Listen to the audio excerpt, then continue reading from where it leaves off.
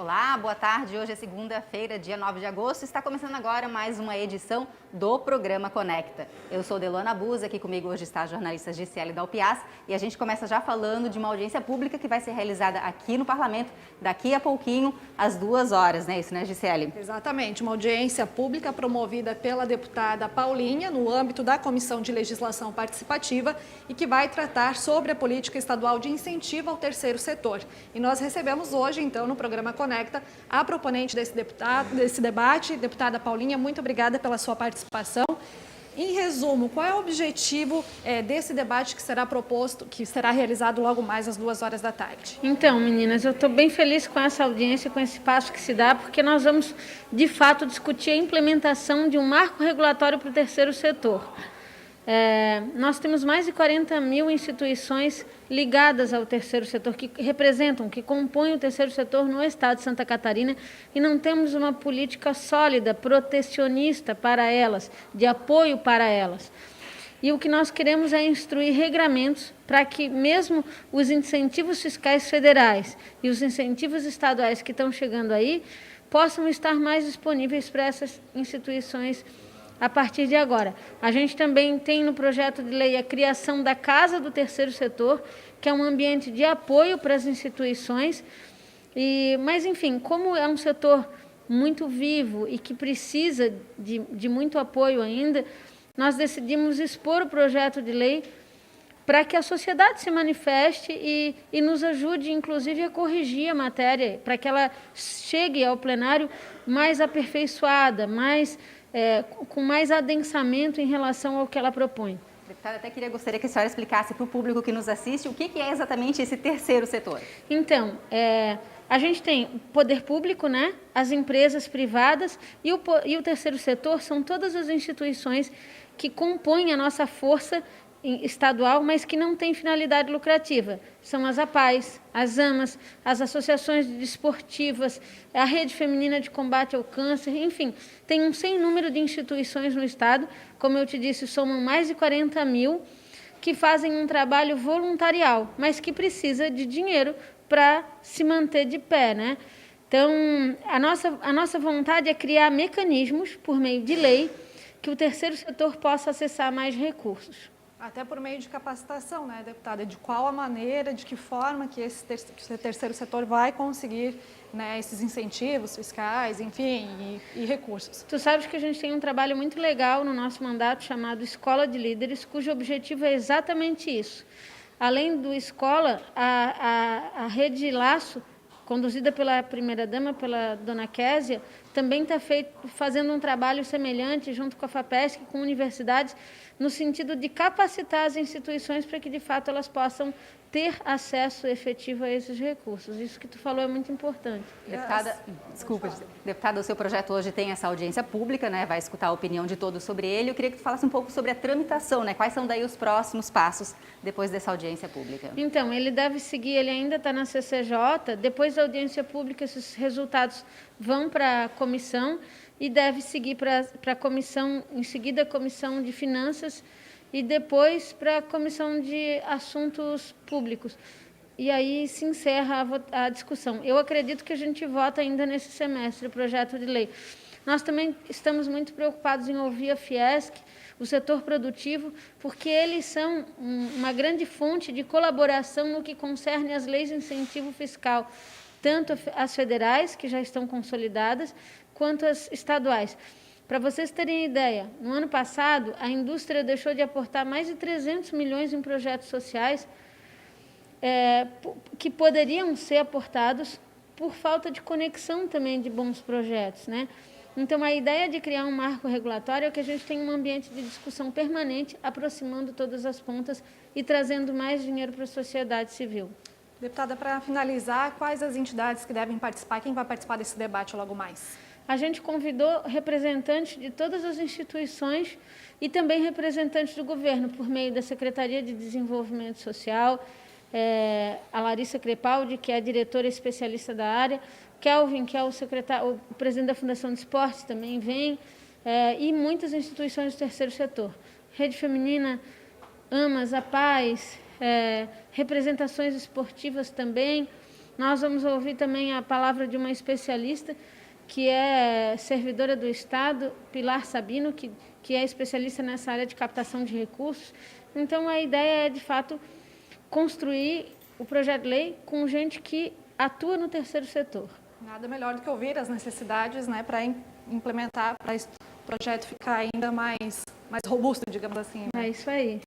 Deputada, muito obrigada pela sua participação aqui no programa Conecta, reforçando então que daqui a pouco, às 2 horas, começa essa audiência pública, que vai ser transmitida ao vivo pela TVA e também pelo canal da Assembleia no YouTube, o Assembleia SC. Isso é uma audiência pública e, complementando, continuando no assunto audiência pública, na sexta-feira passada a gente realizou aqui na casa uma outra audiência pública, daí sobre uma lei federal que já está em vigor, está em vigor há 13 anos. E o que se discutiu nessa audiência? Foi a implementação dessa lei federal aqui em Santa Catarina. E ela fala do quê? Ela fala do ensino nas escolas sobre o assunto de cultura descendente de afro, cultura afro, e também a cultura indígena.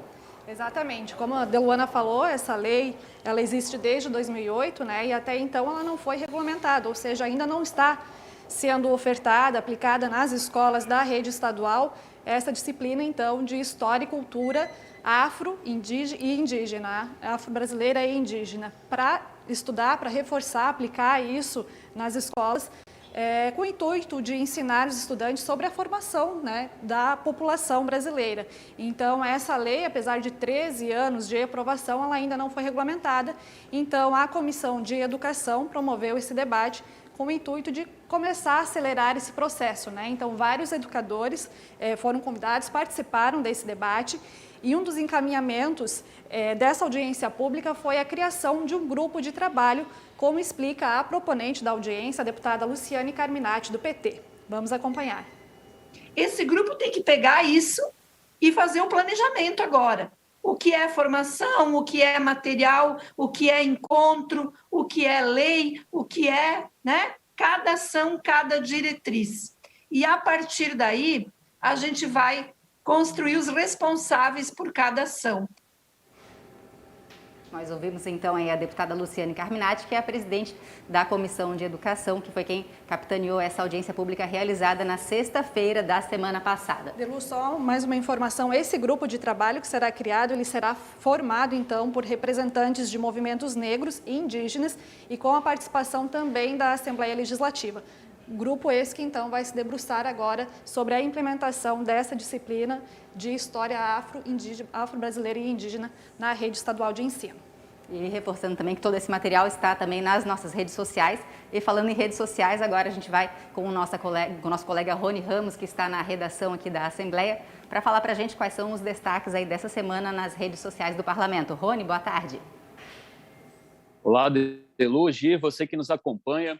A gente tem um quadro Deputado na Rede que a gente destaca aqui no Conecta, sempre a participação, o que os deputados vêm debatendo nas redes sociais. Hoje o destaque é com o deputado Milton Obros, que fala de um projeto de lei dele que avançou na Assembleia Legislativa, na CCJ, que diz respeito ao programa Recomeça SC. Esse programa já está em vigor aqui no Estado e ele atinge micro e pequenas empresas que sofreram perdas econômicas por conta de eventos de desastres naturais, por exemplo, enchentes e tal, vendavais que volta e meia acontece aqui no Estado. Esse projeto do deputado Milton Obros, ele inclui nesse programa agricultores também atingidos por pragas que atingem as lavouras aqui em Santa Catarina. Lembrando que o programa Recomeça, ele oferece aí recursos, com juros reduzidos a essas categorias econômicas, e agora a ideia é que também os agricultores catarinenses possam ser incluídos. Esse projeto ainda vai tramitar nas comissões de mérito aqui na Assembleia. Se você quiser saber mais, é só acessar lá o @Milton Obros. E nas redes sociais da Assembleia, a gente também destaca toda semana o programa Em Pauta, que é produzido aqui pela TVA e que trata aí de projetos de lei que passaram no plenário e que estão aguardando lei ou aguardando a sanção para virar lei ou que já viraram lei aqui em Santa Catarina. Um deles é um projeto de lei que prevê o armazenamento, a captação e o armazenamento da água da chuva em prédios públicos.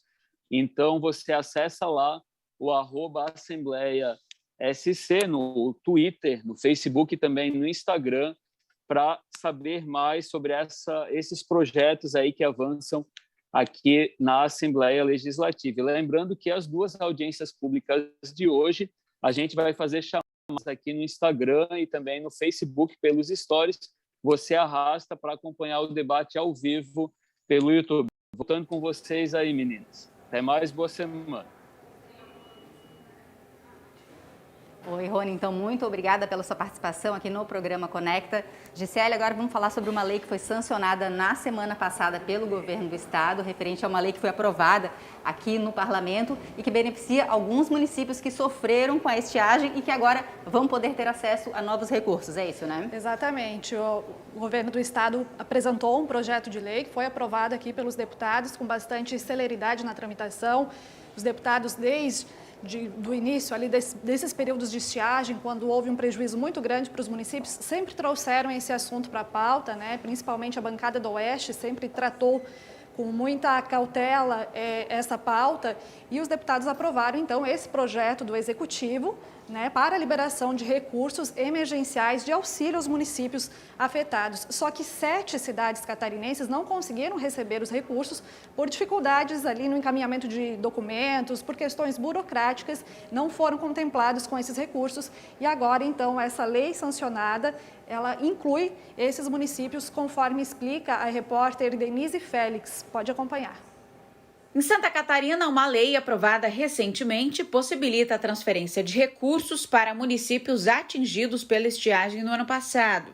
A transferência em caráter emergencial pode ser feita para 7 cidades do oeste catarinense: Bom Jesus do Oeste, Ipuaçu, Palmitos, Saltinho, Romelândia, Serra Alta e Sul Brasil não receberam a verba em 2020 por atraso no processo de documentação. Com a sanção da lei, o envio de recursos será possível, mesmo após o vencimento do prazo dos decretos de emergência. O dinheiro só poderá ser usado nas ações de combate à estiagem e os municípios deverão prestar contas em até 90 dias. O deputado José Milton Schaefer falou sobre a importância dessa iniciativa. Nós temos uma estiagem crônica no nosso estado há vários anos e agora o governo do estado tem um programa de transferência de recursos para armazenamento, captação e uso de água. Então, esse projeto autoriza o governo a repassar recursos, mesmo fora do decreto de calamidade pública, o que garante a esses municípios uma parceria muito grande. Gisele, então agora vamos voltar a falar sobre o que vai acontecer aqui no parlamento, né? A gente já falou dessa reunião, dessa audiência pública que vai ter a partir das 14 horas, e temos uma outra audiência pública na tarde de hoje, a partir das 18 horas, que fala sobre menstruação sem tabu, é isso, né? Exatamente. Existe um projeto da deputada Ada de Luca em tramitação aqui no Parlamento Catarinense, um projeto de lei que vai ser tema central desse debate, promovido em conjunto pelas comissões de Educação e Direitos Humanos, que trata então sobre esse projeto Menstruação Sem Tabu, que tem como objetivo principal promover a aceitação do ciclo menstrual e dar uma atenção integral à saúde da mulher e o direito ao acesso a absorventes higiênicos. Então, esse projeto está em análise aqui na Assembleia Legislativa. A deputada Luciane Carbinati, que propôs a realização dessa audiência pública, é a relatora do projeto na Comissão de Educação, e então haverá esse debate conjunto que também poderá ser acompanhado ao vivo aqui na programação da TV-AL a partir das 6 horas da tarde. E na agenda, o que mais temos a partir de amanhã, então, Gisele, terça-feira? Vamos destacar a partir de terça-feira, então, a gente começa às 9 horas da manhã com a reunião da Comissão de Defesa dos Direitos da Criança e do Adolescente. Em seguida, às 10 horas, reunião da Comissão de Constituição e Justiça. E às 2 horas da tarde, sessão ordinária aqui do plenário Osni Regis. Na quarta-feira, a gente tem às 8 horas da manhã um seminário estadual de vereadores e vereadoras. Às 8h30, reunião da Comissão de Agricultura. 10h30, reunião da Comissão de Finanças. À 1 da tarde, reunião da Comissão de Defesa dos Direitos da Pessoa com Deficiência. Às 2 horas da tarde, sessão ordinária. E às 5 horas, reunião da Comissão de Direitos Humanos.